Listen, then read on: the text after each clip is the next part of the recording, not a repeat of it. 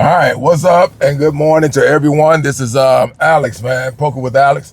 And on my way this morning again, can't stop, won't stop until we get it figured out. And basically, if you are following me, if you're seeing the video, then you already know my soap opera that's going on right now in my poker world. I am not connecting the dots. I am not dotting the I's, crossing the T's for some reason, and I'm not getting the results that I'm looking for in my low stakes, 1-2, no limit poker games. For the most part, I'm not. I'm winning, but I'm not achieving success like I am capable of and like I'm used to doing. My streak has really fallen. Right? My win streak is really falling. It's almost like watching your favorite team and then all of a sudden you're saying, what happened? They're on a losing streak. And that is what's taking place in my game of poker right now. No matter what I'm doing, again, it always seems like day late, dollar short. If somebody needs something, right, and it's the river card, and that is where they need their action to come from. If it's against me and we're heads up, it seems like they get there, right? If I fold a hand that has promise, but because of the board situation, let's say the board comes out and I got ace jack, which we know is mediocre, but because of it being mediocre and me being in the spot that I was in, it was not bad for me to come in because they only made it like $6 to see it. So of course I'm staying in for $6. Flop comes out and it's 2 clubs, but there is no, you know what? I had king 10. So what happened was an ace and a queen came on the board, right? So I missed. I'm trying to make sure I say this right. King 10 is what I had. Ace queen hit the board. So basically there was 2 clubs though. And of course they got the money in, but they only betted 20. Betted $20 more on the turn, not the flop. No, they bet $20 more on the flop. All right, so I was thinking in between, I said, man, I should call this. And because I'm riding on that bike where I'm not getting the results I'm looking for, I second guess, I analyze, and I let it go, right? I let it go. Turn card misses, river card comes out, jack of club. There's still a flush out there, possibility, there's still a flush out there, but neither one of the players had the flush, and I would have picked up because they did fire, they betted, and it was over $200, maybe $300 right there in that pot when that happened because they went all in for some reason. One person was trying to push the other person off and the other person just wouldn't back down, so he called. And matter of fact, I think they chopped it. And but I would have called because I probably would have said all in on the turn card just to do it, right? Because I had nothing to lose and I didn't do it. And usually I make plays, make moves like that, but I didn't do it. And sure enough, that jack came on the river and I would have won, scooped that up. I had pots for the last 2 days. I'm gonna tell you the truth. I've left about $2,000 on the table that I could have won. Not that I lost, but that I could have won.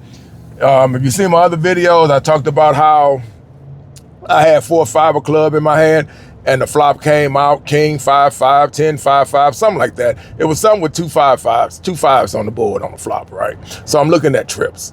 And then the turn card comes up, they miss, they're firing. The guy goes all in, a 5 comes out on the river, which would have gave me quads. That was well over $600 to $700 in that pot. So, you know, those are hands that are mediocre that you don't really play. I don't play middle cards. I don't waste a lot of time and energy with that. I do try to play patient. I try to consider everything being a time. Oh, did I think I left my money in the house. I try to picture everything being consumed by time. So basically, did I bring it? So basically what I did was I folded, and I could have had that straight that I was looking for, but, or not the straight, but I would have had the quads that I was looking for. Sorry, y'all, I almost thought I left my money at the house.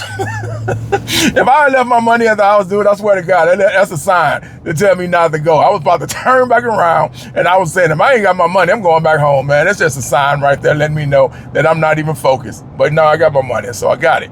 So anyway, that happened. So I left about, man, over $1,500 to $2,000 in 2 days that I could have picked up.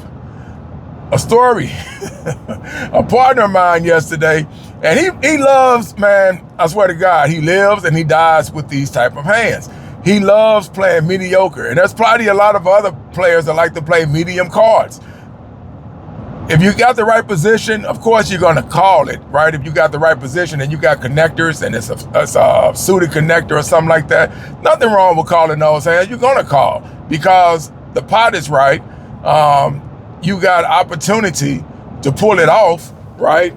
And you may not do it if you first to act. You may just check, and if somebody raise and they're steady raising, you may let that go. But if you check and people just limp in and then allow you to see that, then you're gonna go with it and just go with that. But he loves playing medium cards. I watch him play it when he does play, and he wins with some of the craziest hands sometimes.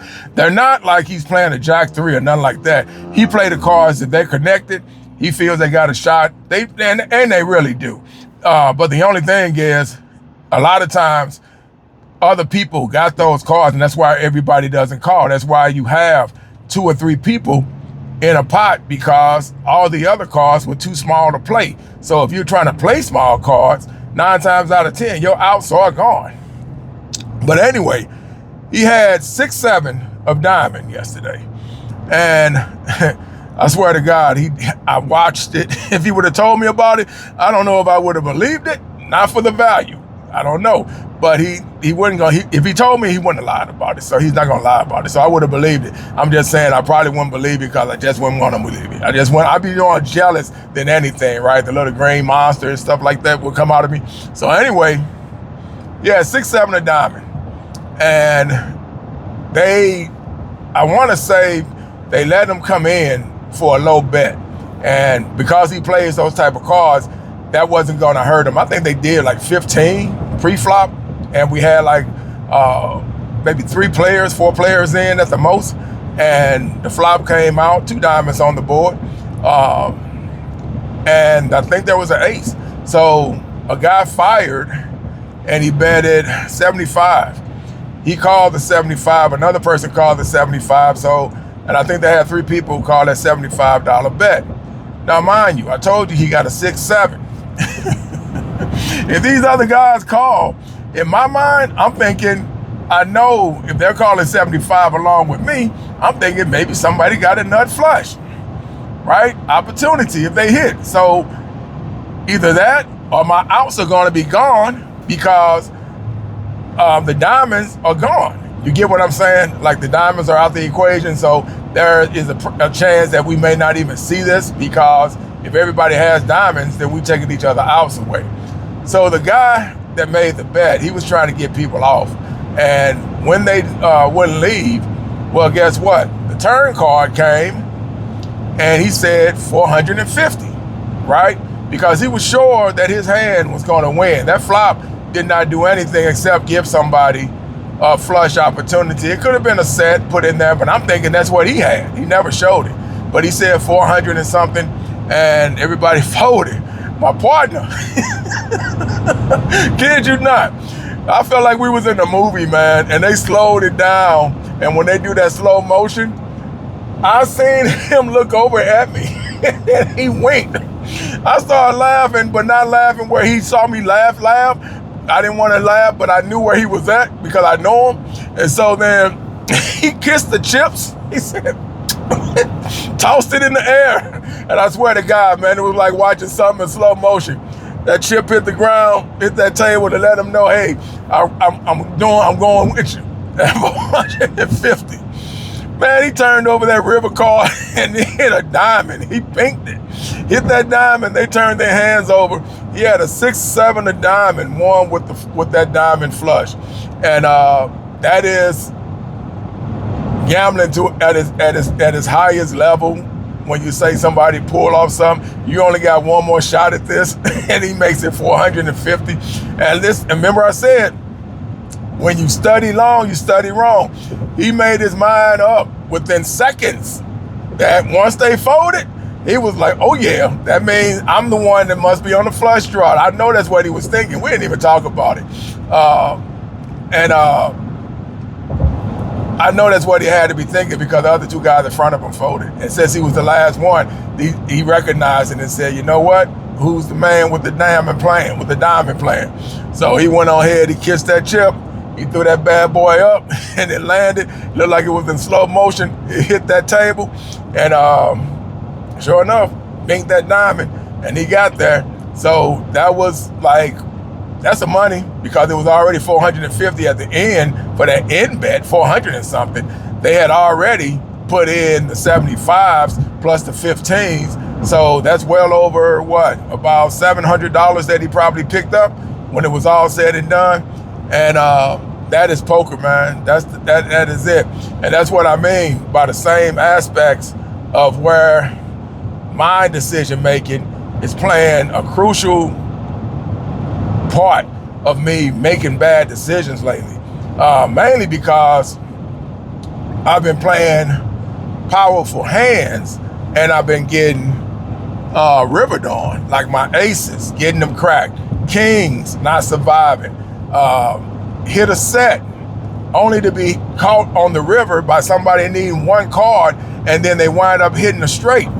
You see what I'm saying? So that is the way my game has been going, and it's not like ever so often. I mean, it's constant. It's constantly happening. And when I do win, right? When I do win, I'm not picking up a large pot when it's all said and done. It winds up being like somebody is whispering in these guys' ears that, hey, Al holding aces. Y'all fold. Everybody go away. Al got aces. Yeah, it's not his turn yet, but I'm telling you, he got aces. And everybody's folding. Right? Now, when I don't have hands like that, everybody's betting like they owe their mama life. You get what I'm saying? Like somebody say their mama life depended on them winning that hand. They're getting it in.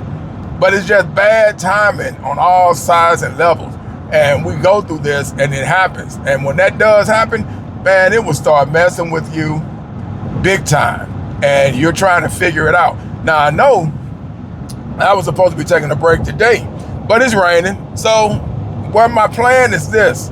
My plan is just to go up here. I got 3/4 of a tank of gas, so I'm good on that, right? I ain't got to worry about anything. But I told my wife, I said, you know what? I think when I go up here today, I'm just going to concentrate on $50 is what I'm going to concentrate on. I just need something to crack the ceiling. I lost yesterday, and I got 35 of it back, right? So I lost my 300 yesterday on the table, and I should have left then because I think I was 125 up. I know I looked at it one time and I saw my chip stack and it was well over $400 something, right? And I should have got up there. But like I said, man, you get hypnotized and you get mesmerized when you see so much of chips on the table, because that is all money. This isn't a tournament. It's all cash. And you're trying to get what you can, but you get caught up because there's so much money and you don't leave, right? You don't walk away. You're sitting there and you're playing instead of saying, you know what? I came and got what I said I was going to come and get, and you guys can enjoy the rest of your day. I got mine. I'm out, right? But the only problem is I know a lot of people in the building. So I said, man, we get caught up and we lose focus on what we said we were going to do. And we get caught up in we're talking about sports, man. We're talking about the playoffs. I got people talking about OKC, San Antonio, New York, Cleveland, baseball, overs and unders. how much money they made and all that. So you get caught up in these conversations, bro. And when you get caught up in those conversations, you lose your focus and you forget what you're supposed to do. Okay, I know I'm going back home. And I know when I get home what's going to be there. I got my TV. I'm a gamer, so I can jump on my PS5 and get down. I'm still an old head, but I've been a gamer all my life. So I live with that. I've been a gamer all my life, and I'm never stopping it till my hands just too slow that I can't even see what I'm doing no more. But I love gaming, so I'm a big Madden player, Call of Duty. Like I say, I got a cocktail at the house that I cut on every now and then, and if I want to play something on there, I'll do that. And then other times, I'm just doing whatever, right? My biggest thing is, other than poker, is fishing. So right now, it's just weather's not right for what we want to do, for what we're trying to fish for right now. We target fish, and right now the weather's not right, so we got to wait till this weather clear, which is pretty good, because once it does clear, we'll be able to get on. If you know anything about saltwater fishing, we're doing Spanish mackerel next. So that's our next target, me and a partner of mine. So we meet out there at the beach, and that's what we target next. But right now, we're just waiting on the window, and it's not there yet. So, and then at night, I'll be wanting to go gig for flounder. If you know anything about gigging, I'll be trying to say I'm going to do that. But because of the weather right now, it's not even good to go out there and do that, because we still got a lot of rain taking place.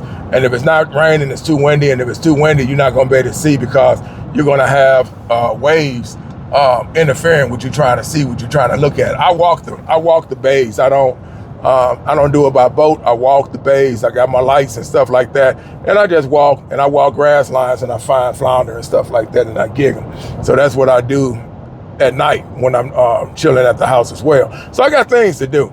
But today, yeah, I'm going up here. It's a rainy day.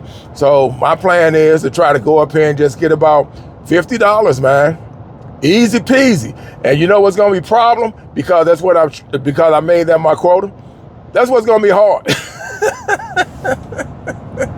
Because I made that my number. If I just go up there and play like I used to back in the days, I know somebody's saying, man, why don't you do that? That seemed like the best opportunity for you. Go back and play like you used to play. Don't worry about trying to get a certain number. Just go and play and let the chips fall where they may, right? Only thing is, man, when you've been playing this thing so long, you can't help but get into the science of the game. And that is where I'm at with this. I'm in the science of knowledge with this game.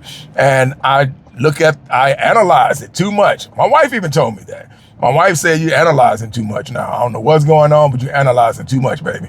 She said, for some reason, you are in a zone where you're trying to make it look like it makes sense why you did what you did. And a lot of times, that's not what it is. It won't make sense, right? You ever see somebody win, and then you look over and you're like, what the? You call me with that?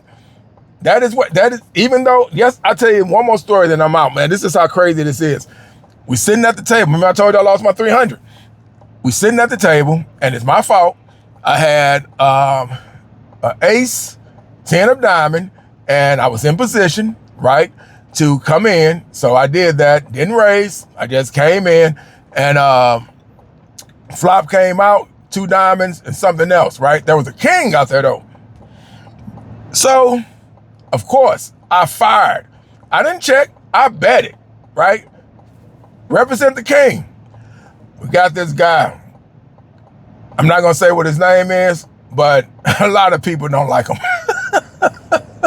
They said if anybody had to put a poster up of somebody that has bad poker analogy, his face would be on that poster. That is how bad people feel when he comes in to play poker. They want his money, but when he gets on a hot streak, oh my God, you got to watch out, because he will stay around with the craziest hands. He will stay in it if he has a pocket pair, low pair, and there is something higher than that pair on the board, he will stay all the way in. So that happened. I'm trying to represent the king because I'm playing against him. We heads up. I know he likes small cards. So the board hit, and the king was the highest, and I tried to fire because there's 2 diamonds out there. So I bet 50. He thinks about it. He calls, right? turn card comes out. Probably where I made my mistake. I know I did. I checked. He checked. River card came out. I thought I had one more shot for a diamond. River card comes out. I bet 75. He don't even think. He just calls. Turns over a pair of sevens is what he turned over. And that is because I know I was not a good salesman. I probably should have fired. Even when that turn card came up, I should have fired again. And that probably would have took him off of it. But by the time I checked it, I know he said he's on the diamond flush. And that's a good read. Like I said, he can irritate you in what he does. But I got to give him credit. We didn't talk about it, but I know that's what he was feeling. He said, I know he was going, he's on a draw. He missed.